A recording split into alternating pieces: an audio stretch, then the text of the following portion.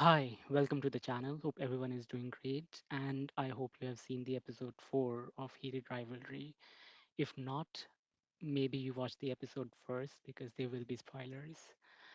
So, I just got off watching the episode 4, and it was such an exhilarating experience. I just loved it. Particularly after episode 3, which was a bit of a downer. The fans of the book may get angry, but even the ardent fans must admit that Kip and Hunter deserved better than that rushed setup episode. But getting back to episode 4, it starts off so pumped up, and we pretty much start where we left in episode 2. So after that unsent text, we didn't even kiss. They get back to their own ways. They continue their rendezvous over the years, and the gets hotter after every match that they play against each other. I mean, just this jump cut is a masterpiece. In this montage, we also see Shane winning his first Stanley Cup, and we also see Ilya's reaction in his room watching watching Shane with the Stanley Cup trophy. And that reminded me of the time when Ilya won his first Stanley Cup and the way Shane was so happy for him. So I guess that love as sports person is mutual for both of them. And then, of course, we settle down in the episode to have our hearts melt like tuna melt when Shane and Ilya spend a night together in his home in Boston. The sex was steamy as always, and we see them have this very domestic conversation in this episode. No snarky remarks. I mean, barring one or two remarks, because Ilya is, of course, Ilya. We can see how Shane is already feeling the difference in Ilya. He says, I've never seen you like this. They talk about their favorite cities to play. Ilya, of course, cooks for him. And the way Ilya pulls him closer and Shane rests his head on his broad shoulders, it's so sweet.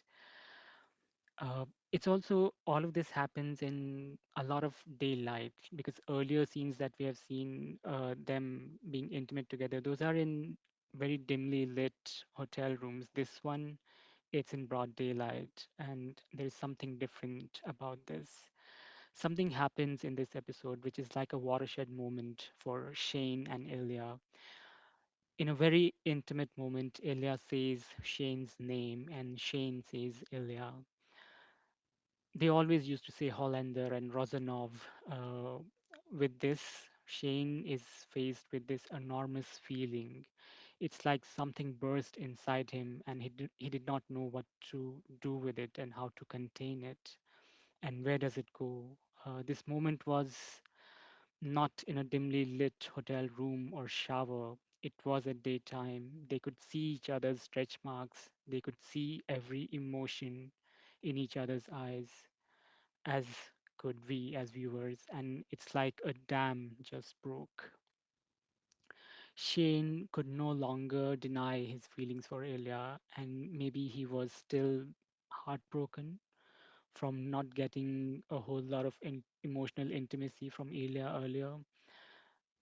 That we didn't even kiss part, maybe that still plays in his little heart, and he does not want to go through it again.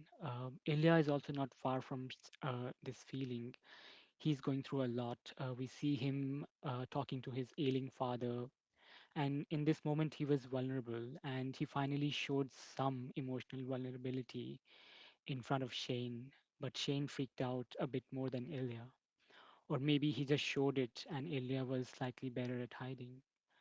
Then, of course, there is Rose Landry, with whom Shane forms a connection. They talk about hockey and what he was like when he was 8 years old. And he tells her that while he is half Asian, having a Western last name made it slightly easier for him, telling us that even within minorities, there are hierarchies.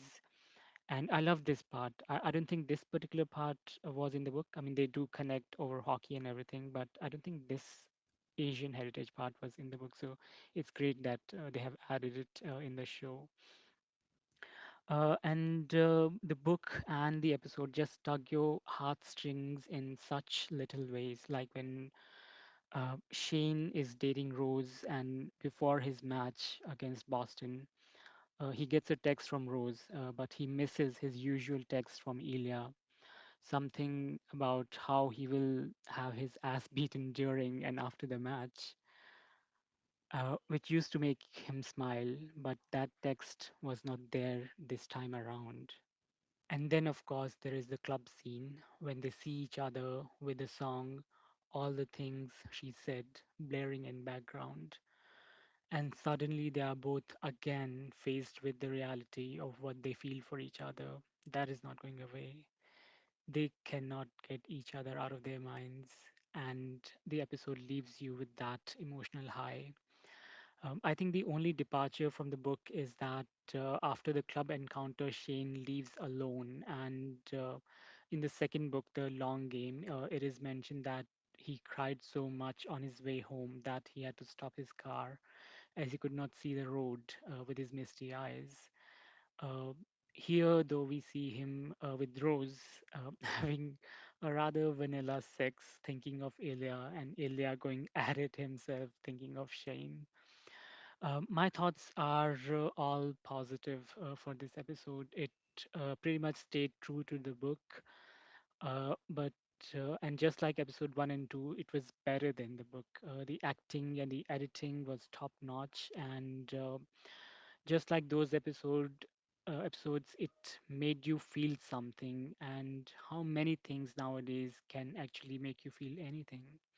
So that's quite remarkable. I'll watch it again later tonight and maybe do a little marathon of all the episodes so far over the weekend. I'll also continue reading the second book, The Long Game. I would also like to do a special mention for Hayden, who is Shane's best buddy in the series. We see him with his kids, who will make an appearance in season two uh, with that little wedding, which I won't talk about too much right now. But there's a little sweetest little wedding that I've ever read in any book or I can ever imagine, which happens in the book, and which I hope it is part of season two whenever that happens. Because when that happens, it will make my heart melt and eyes watery. The books are wholesome, and the series has been so beautiful so far. I can't believe we have to wait another 7 days for episode five, which, if everything goes as per the book, will be wholesome and will make us cry happy tears again. That's all I have to say about episode 4 right now. Thank you for watching and hope you find as much joy in watching Heated Rivalry as I am. Thank you and have a great day.